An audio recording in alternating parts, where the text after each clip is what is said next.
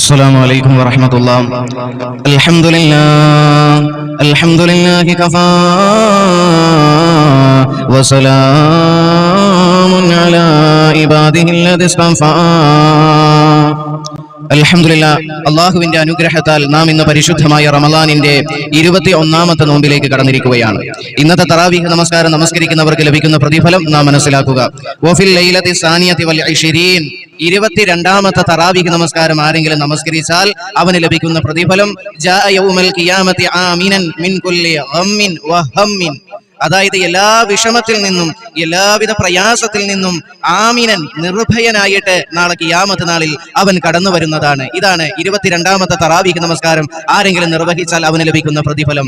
ഇവിടെ നാം വലിയ ഒരു കാര്യം മനസ്സിലാക്കണം. നാളെ ഖിയാമത്ത് നാളിൽ നിർഭയനായിട്ട് അവൻ കടന്നു വരുമെന്ന് പറയുന്നത്, അതായത് നമ്മളെല്ലാവരും മരണപ്പെട്ടു കഴിഞ്ഞാൽ പോയി ആദ്യത്തെ ആഖിറത്തിന്റെ ജീവിതത്തിലെ തുടക്കം ജീവിതമാണ് ബർസഖിയായ ജീവിതം. ആ ഖബറിലെ ജീവിതം സുസ്ഥിരമാണെങ്കിൽ നമുക്ക് സമാധാനമായിരിക്കും.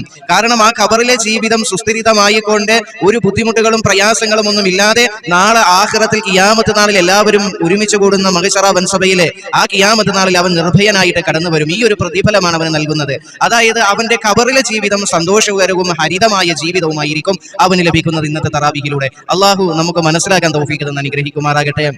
പരിശുദ്ധമായ റമളാൻ നമ്മോട് വിട പറഞ്ഞുകൊണ്ടിരിക്കുകയാണ്. മുഅ്മിനീങ്ങളെ, നമ്മൾ വേണ്ട രീതിയിൽ അതിന് ഇബാദത്തുകൾ ചെയ്ത് നമ്മുടെ ജീവിതത്തിൽ നമ്മൾ ഇബാദത്തുകൾ കൊണ്ട് സജീവമായ പരിശുദ്ധമായ റമളാനിനെ നമ്മൾ അലങ്കരിക്കുക. കാരണം റമളാൻ ഇനി ഒരാഴ്ചയും കൂടെ നമ്മളിലേക്കൊക്കെ ഉള്ളൂ. നമ്മൾ മനസ്സിലാക്കണം, ഒരാഴ്ച കഴിയുമ്പോൾ പരിശുദ്ധമായ റമളാൻ നമ്മോട് വിട പറയാൻ തുടങ്ങുകയാണ്. അപ്പോൾ നമ്മൾ മനസ്സിലാക്കണം, പരിശുദ്ധമായ റമളാൻ നമ്മിലേക്ക് കടന്നു വന്നിട്ടും ഞാൻ ആ റമളാനിനെ നല്ല രീതിയിലാണോ സ്വീകരിച്ചിരിക്കുന്നത്?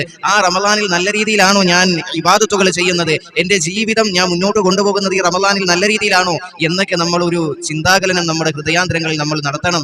എന്നിട്ട് നമ്മളിൽ നിന്ന് വരുന്ന അപാകതകൾ, ന്യൂനതകളെല്ലാം നമ്മൾ എന്ത് ചെയ്യണം? മാറ്റണം. എന്നിട്ട് നല്ല രീതിയിൽ ഈ റമളാനിൽ നമ്മൾ നിലകൊണ്ട് നാളെ ആഖിറത്തിൽ ചെല്ലുമ്പോൾ, ഖിയാമത്ത് നാളിലെ നാളെ ആഖിറത്തിൽ ചെല്ലുമ്പോൾ നമുക്ക് അനുകൂലമായി സാക്ഷി നിൽക്കുന്ന റമളാനായി ഈ റമളാൻ നമ്മൾ ആക്കിയെടുക്കണം. അതിന് അല്ലാഹു നമുക്ക് തൗഫീഖ് നൽകി അനുഗ്രഹിക്കുമാറാകട്ടെ.